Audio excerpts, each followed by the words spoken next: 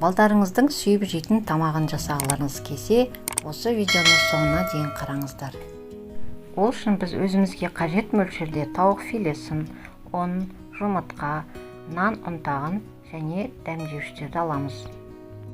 Алдымен тауық филесін ұсақтап өзімізге қажет мөлшерде турап аламыз.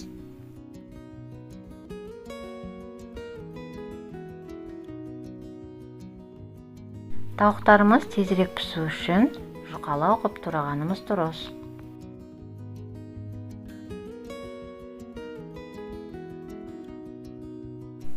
Турап болған соң етімізге бір қасық тұз салып, оны араластырып бір шетке қоя тұрамыз.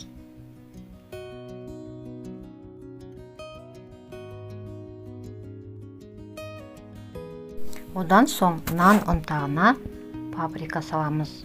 Сол кезде біздің тауықтарымыз өте әдемі болып піседі. Одан кейін ұнымызға шамалы тұз және қара бұрыш салып араластырамыз.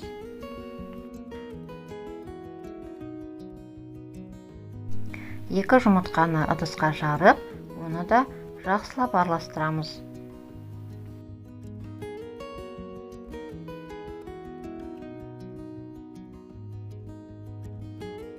Бәрі дайын болған соң, алдымен тауықтарымызды ұнға аунатамыз.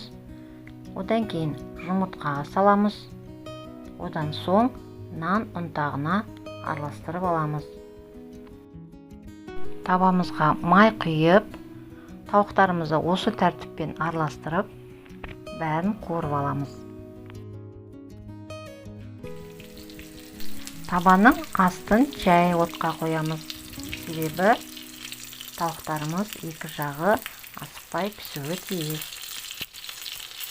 Және табаның қақпағын жауып, асықпай қуырып аламыз.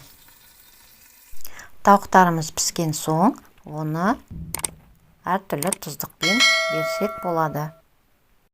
Барлықтарыңызға ас болсын.